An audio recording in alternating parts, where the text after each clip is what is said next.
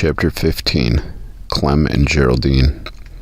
I had a girlfriend when I was 20 years old, during a time when I lived at a party house with 4 of my friends.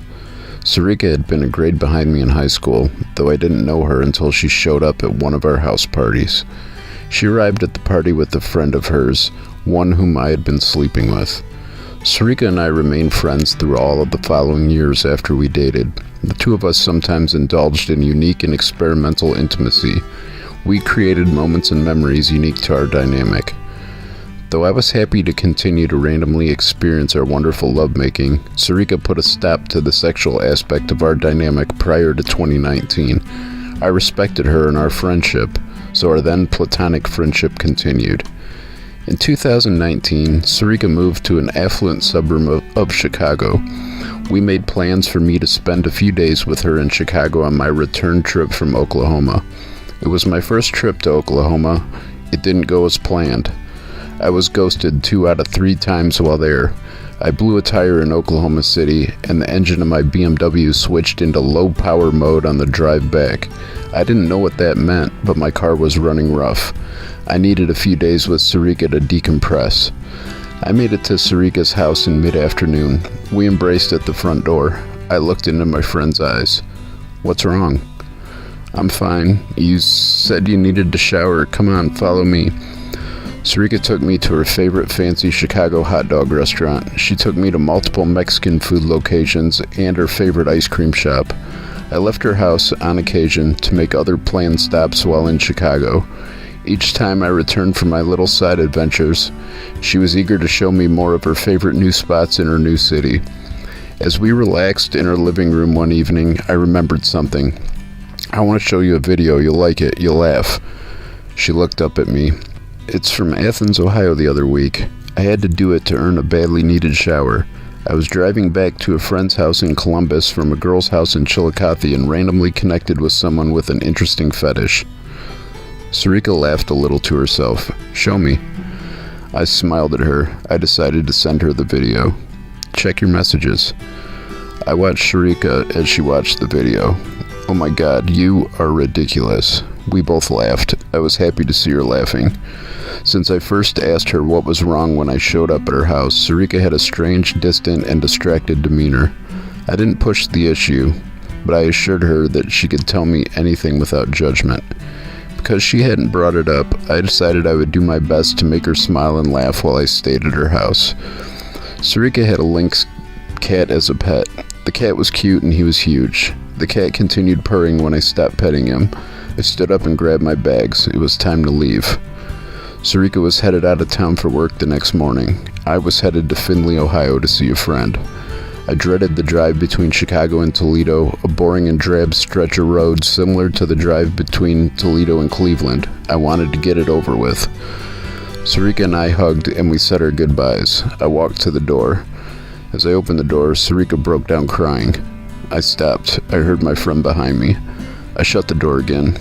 Sarika, overtaken with emotion, could no longer hold back whatever it was that was bothering her. I rushed over to her and put my arms around her. I settled back in, ready to listen. I was there for her. The drive to Findlay was put on a back burner. Adrian left for work, leaving me alone on his couch in Findlay, Ohio. Adrian managed a few hours of sleep before he went to work. I hadn't slept. I did Crystal to keep going. The previous night, I had stayed late in Chicago to comfort Sarika. I had been doing extra hot rails to compensate for the boring drive from Chicago. I just kept on going harder once I reached Adrian's house. The sun had risen. It was morning. I planned to quit doing drugs and get a bit of sleep as soon as Adrian left for work. I would have done just that, but I was fairly sure I was about to have to save a friend of mine up in Michigan.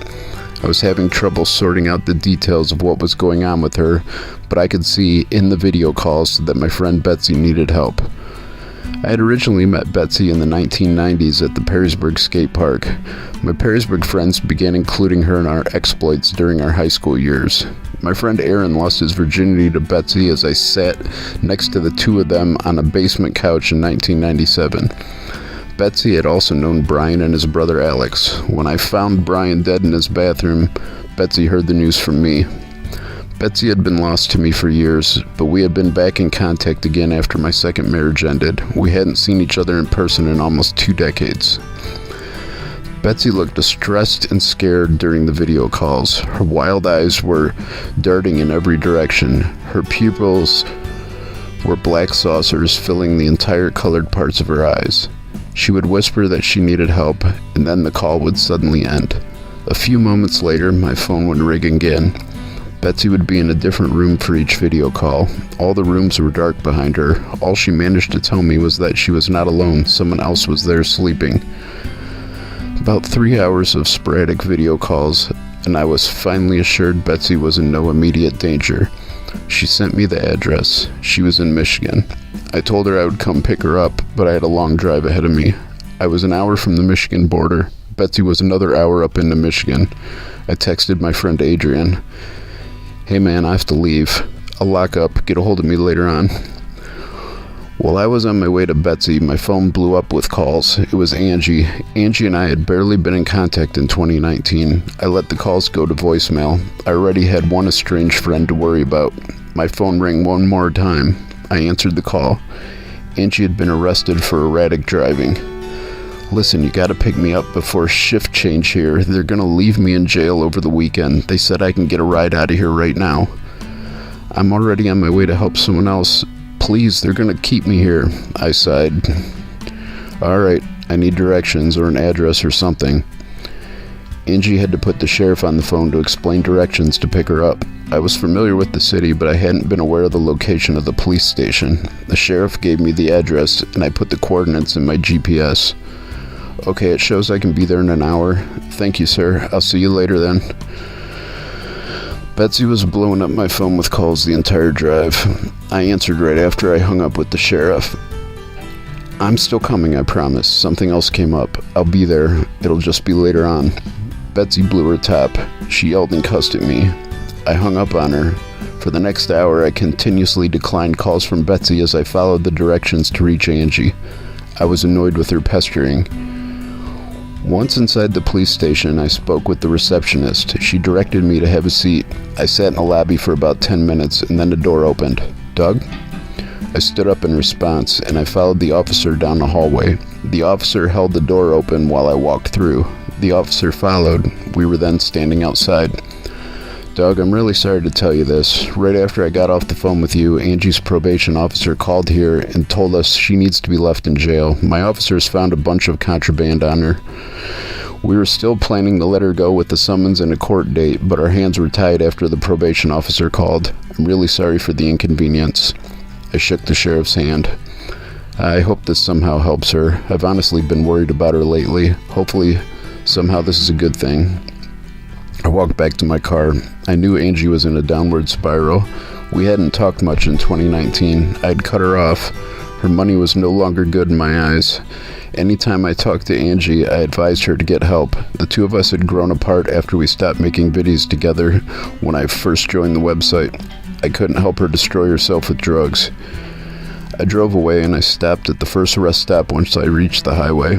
I thoroughly searched my car for any planted tracking devices. I knew Crystal made me paranoid, but I wasn't taking any chances. I drove into Michigan and picked Betsy up from the address she had sent me earlier. That day, Betsy switched from crack to meth. It was never my goal to start anyone on Crystal. If someone didn't do drugs, I kept the drug use to myself. If someone wasn't already looking to get zooted, I never pressured them to get high with me. If someone wished to try Crystal, I was fine with it, as long as I knew it was their decision. The situation with Betsy was unique.